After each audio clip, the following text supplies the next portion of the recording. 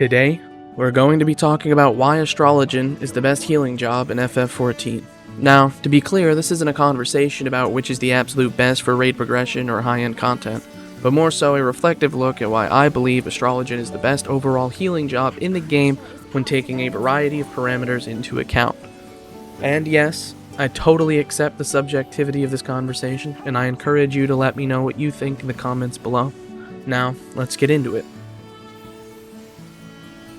Astrologian has the most versatility of either of the three healing jobs. Having the ability to switch between diurnal and nocturnal sect for different fights when inside, say, a dungeon or alliance raid is extremely useful, and being able to mesh with the other healer in your group no matter what is extremely useful.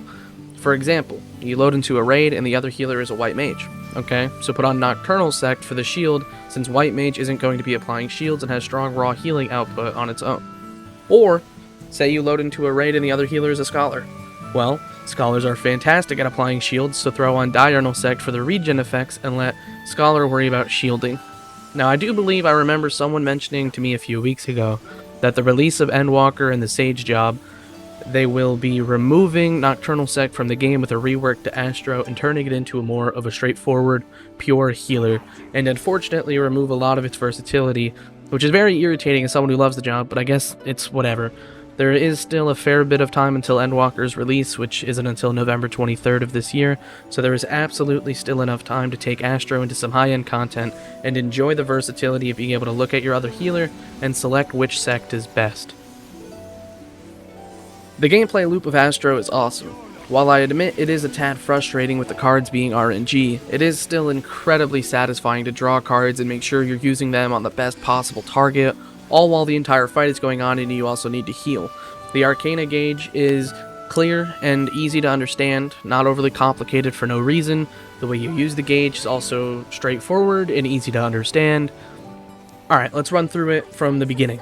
Before the boss is pulled, you draw through your first card so that the CD begins, and you want to try and time it so that you'll be able to draw your second card as close to the boss pull as possible. This way, when it is pulled, you can play your original card, immediately draw your second card, ensuring that it's a different seal by using redraw if necessary, and then play your second card. After that, you immediately use Sleeve Jaw to instantly get your third card, guaranteeing you 3 different seals, and making sure you'll be able to pop Divination extremely early into the fight, ensuring that you'll get it as many times as possible. In addition to this micromanagement of your cards and seals, you also have to make sure you are paying attention to the raid and trial mechanics and doing your job as a healer, whether it be shielding with Nocturnal Sect or raw healing with Diurnal Sect.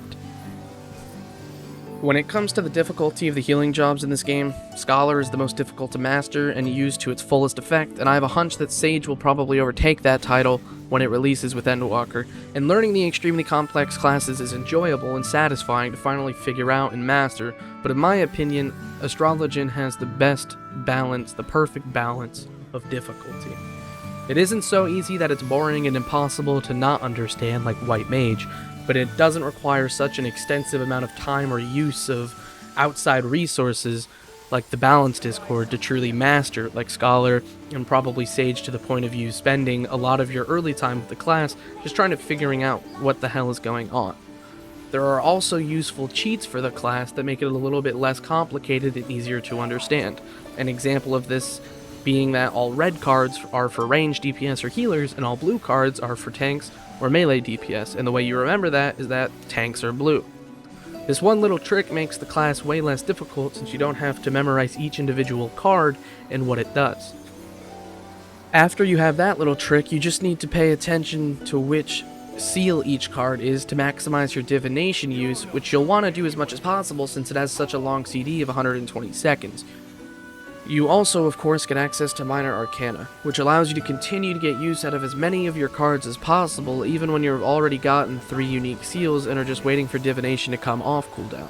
Overall, Astro takes time to learn and understand, has a good level of complexity because of the micromanagement involved with the cards and seals, and a great amount of satisfaction for you as the player when things do finally begin to click and you get the hang of things.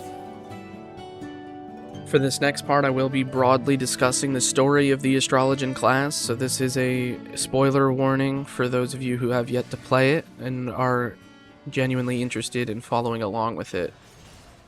While Scholar does get a fairy, which is really cool, I'd say Astrologian still has them beat overall when it comes to the aesthetic. I mean, White Mage gets some nice looking clothing, but they still just use a stick. Sometimes you get a cool looking stick, but it is still just a stick. And the cast animation is just putting the stick in front of you. Scholars get a book and a fairy, but also a book. I'm not a big reader, so I gotta give the edge as far as weapons go to the class that has a floating globe thing with tons of moving parts and interesting designs. The astrology part of Astrologian also contributes to some sweet looking armor sets, and the lore surrounding the class is by far better than the other two healing classes currently in the game. I read the brief synopsis of the Sage job, but of course before I can say it's better or worse, we'll have to wait and see when I can get my hands on it when Endwalker comes out. The process of your character learning the importance of the constellations, the stars, the planets is truly interesting, and the characters you interact with and who teach you the principles and purposes of Astrologian, such as these two, whose names I'm not even going to try to say, and they're also very interesting, and you can easily get invested in following them and helping her try and save her grandfather. Each of the three current healing jobs have their pros and cons, but I personally believe Astrologian is currently the best of the three of them overall. Its aesthetic and gameplay loop just can't be beat by the other two for me. When I first got the game, I made a White Mage and didn't switch to a different job until I made it to Heavensward and tried out Dark Knight and Astro. And Astro instantly became my favorite job. It's the first one I got to max level with, the first one I did endgame content with, and the first one that truly stood out to me as fun and unique from everything else I had seen in my groups up until that point. I'm currently in the process of getting Fist Gear for Astro, which thankfully applies to White Mage as well, which is awesome, and hopefully will apply to Scholar as well when I get there, and most of the time I'm spending with the game right now is finishing getting Gunbreaker to level 80.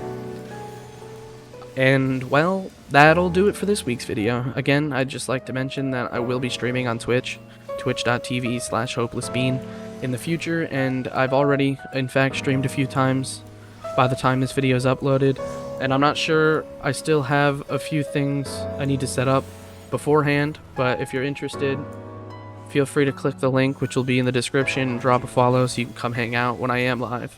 Other than that, thanks for watching, and I hope to see you next week.